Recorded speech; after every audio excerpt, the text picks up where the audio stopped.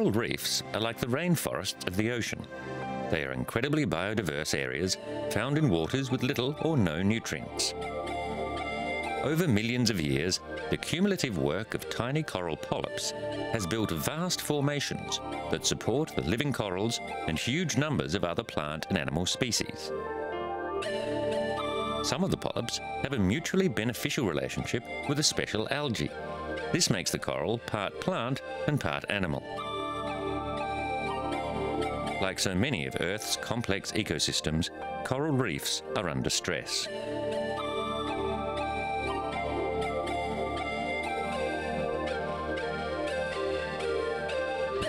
Tropical corals do not grow at depths greater than 30 metres, and shallow water reefs only occur in a band between 30 degrees north and south of the equator.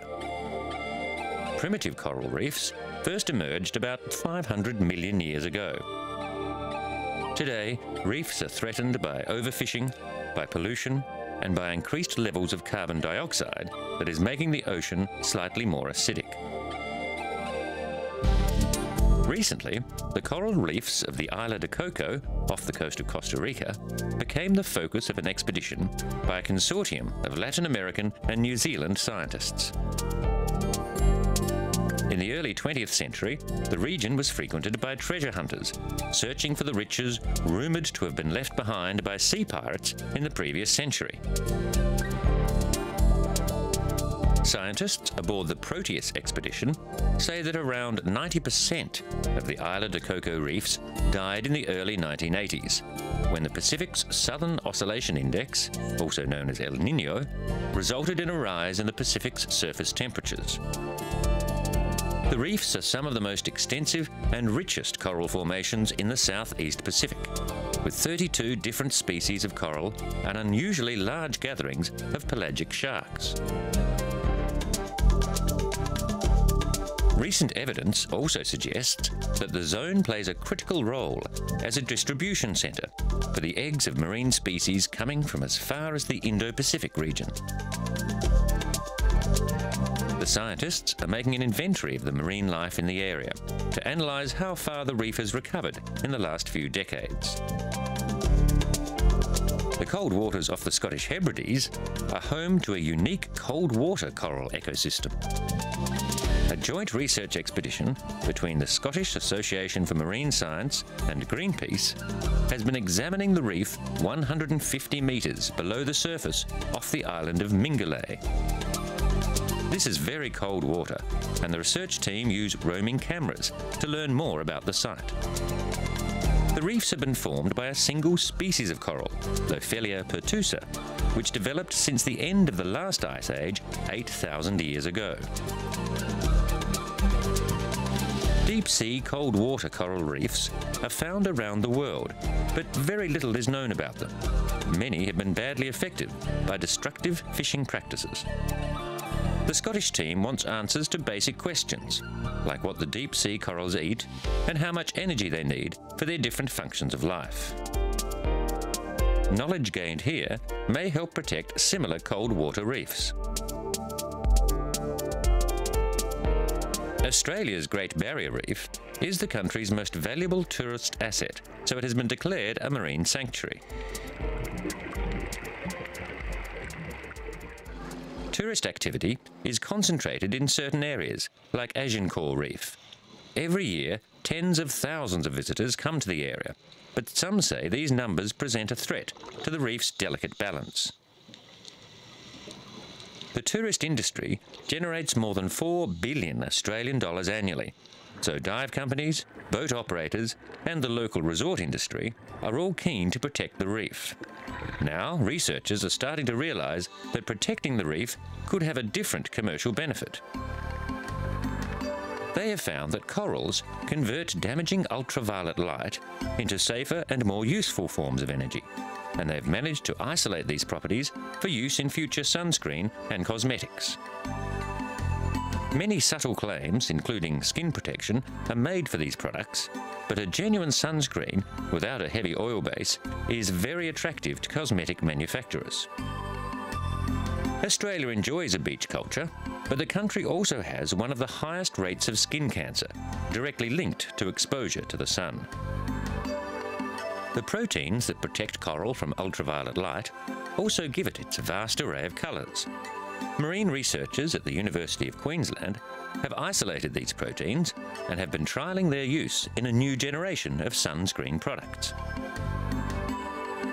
Such discoveries are prompting researchers to look more closely at the coral reef ecosystem. The venom in a particular variety of jellyfish is being studied by medical researchers who believe it could lead to a radically different variety of anaesthetics and painkillers. Since 2004, a strictly no-fishing policy has been imposed across 1/3 of the interlinked chain of reefs. Already, marine biologists are seeing dramatic evidence that protected fish populations have recovered rapidly after years of heavy fishing. The coral trout has made a spectacular recovery across the no-fishing zones. Osprey Reef is an isolated seamount in the Coral Sea off the northern Great Barrier Reef. The different shark species in this region make it one of only 4 of the world's predator diversity hotspots. Little is known about the basic biology of tropical sharks. In recent years, shark numbers in this region have suffered as a result of illegal fishing operations. Recently, the Australian branch of the WWF called on the Australian government to declare the entire Coral Sea region a marine protected area to shield its predatory habitants from illegal fishing activities. The WWF raised concern about fishing raids to the area for shark fins, which are very popular in the Asian markets. Many shark species, including the grey, the great hammerhead, the white tip and great whites, feed in the area. The sharks of the Osprey Reef region are now the focus of a new research program. One species in the area that does not need protecting is the crown of thorns starfish. When conditions are right, they grow to plague proportions, devastating the hard corals in the area. Over the last 40 years, 3 major outbreaks have had a huge impact on parts of the Great Barrier Reef. It was thought that some imbalance was occurring that allowed this explosive increase in starfish populations. The tourist industry was unhappy and politicians stepped in, at one stage even offering a bounty for captured starfish. Now, marine biologists think that they are part of the natural cycle of life on a coral reef. Healthy reefs will recover between outbreaks, but areas under environmental stress can take much longer to regenerate.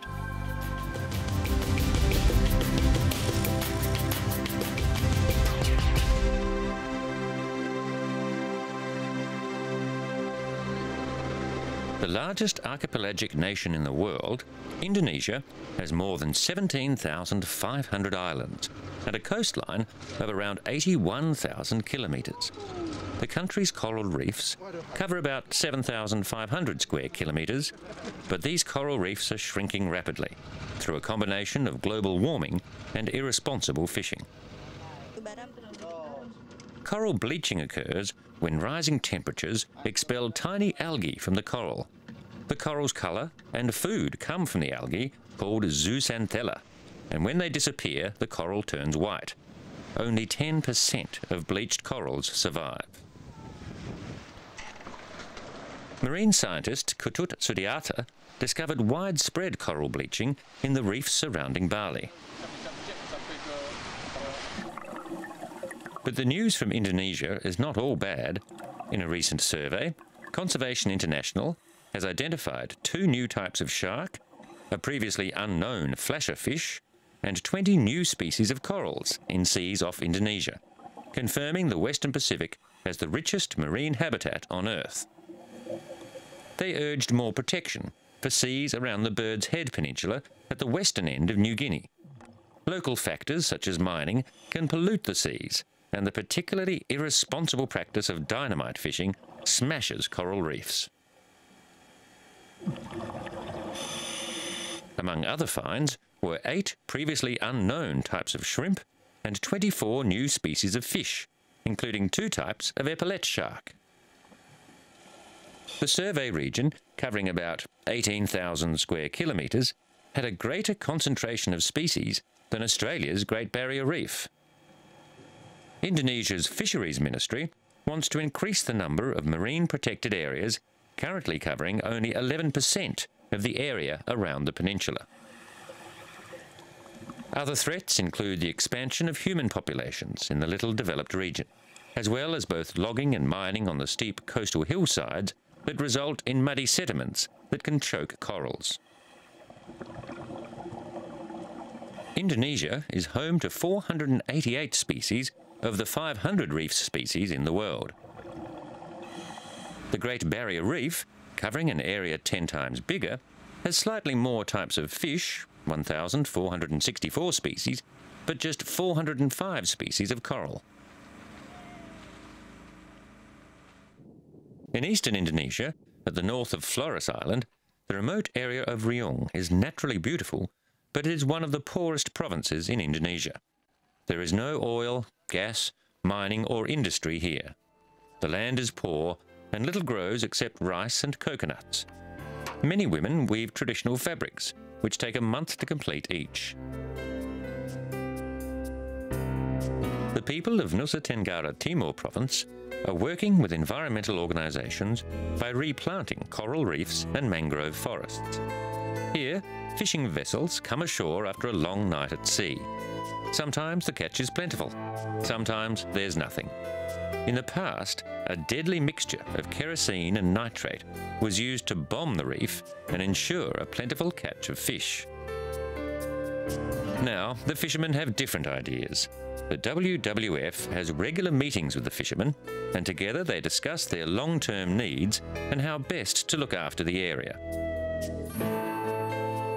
For survival, the population is dependent on a length of coast which measures 219,000 kilometres in length, an area which has been declared a marine park. Fish bombings had severely depleted the entire ecosystem, and catches had become sparse. The WWF, along with more than 200 locals, dropped 90 concrete blocks with live coral down to the ocean floor. The coral grows, on average, about an inch each year.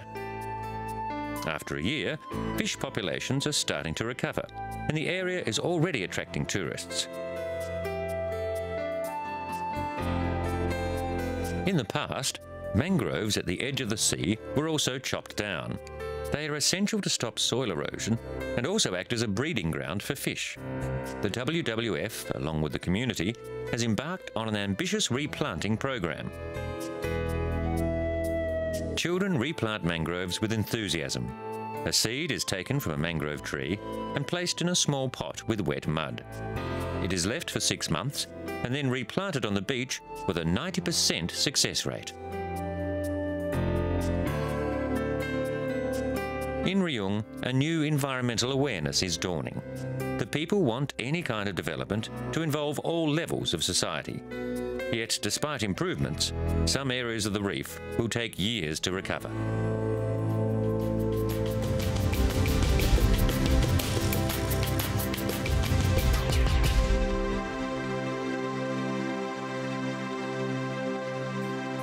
Once, the corals along the shores of the Red Sea would draw divers keen to see one of the most spectacular and biologically diverse reefs in the world.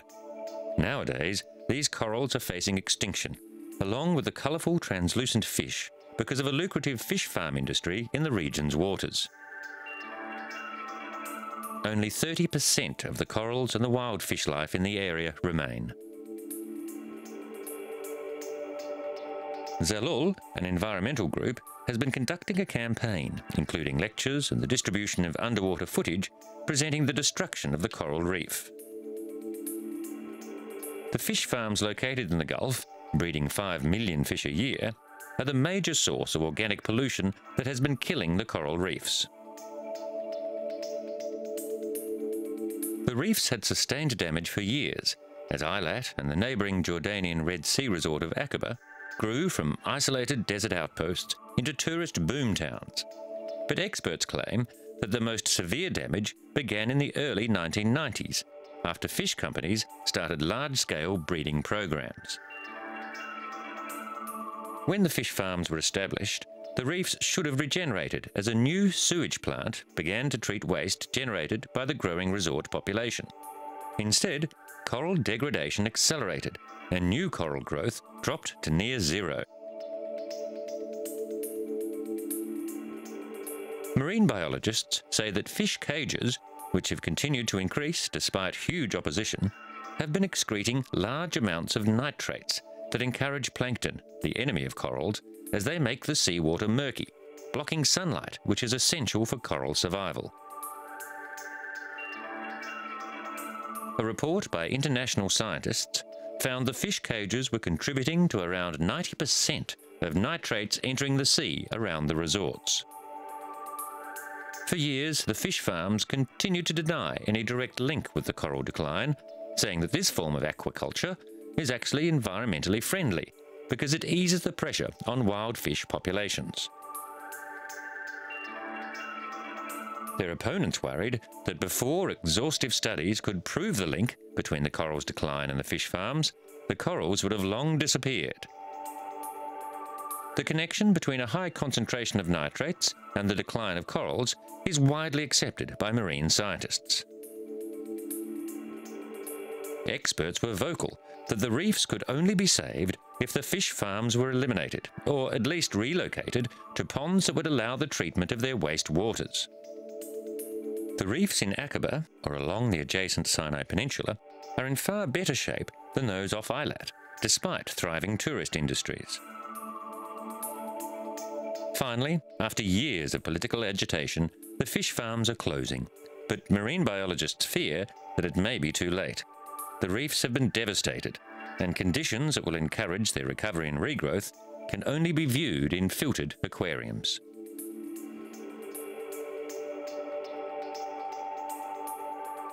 To reduce pressure on the area, so the corals can recover naturally, it was decided to build an artificial reef, so that divers could see the colourful marine life without disturbing delicate regrowth areas. Other resorts have used shipwrecks as artificial reefs to attract divers, but this project is one of the first to construct a purpose-built reef, using specially designed concrete with silicon to hold coral in place.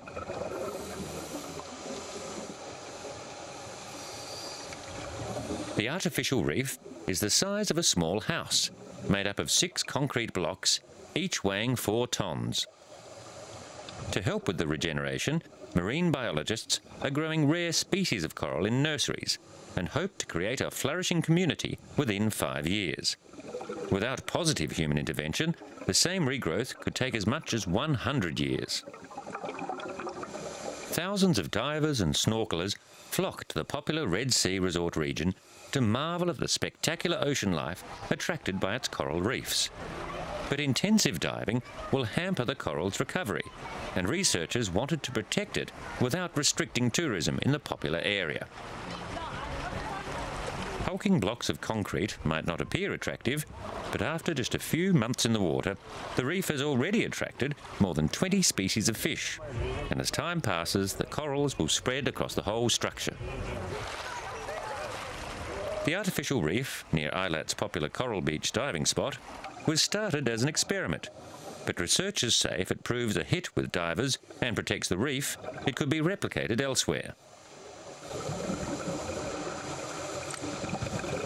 Once the coral is ready, divers plant it into holes drilled into the concrete blocks. The project will also provide a research base for marine biologists, since some 40 different types of corals are clustered on a 10-metre strip of Red Sea coral reef, compared to 4 or 5 in the same area on a natural reef.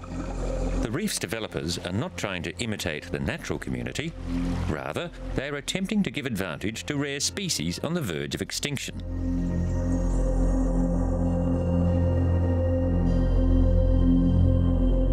Rehabilitation of a different type was needed in the waters around Thailand's Phi Phi Island. Years after the tsunami had devastated regions across Asia, the waters around this holiday area were still filled with debris, ranging from plastic chairs to fishing nets. Boatloads of divers were organised to help clear away the tsunami debris, littering Thailand's famed coral reefs. At least 100 volunteer divers from across Thailand joined the cleanup mission organised by the Marine Biological Centre, based 50 kilometres north of Phuket town.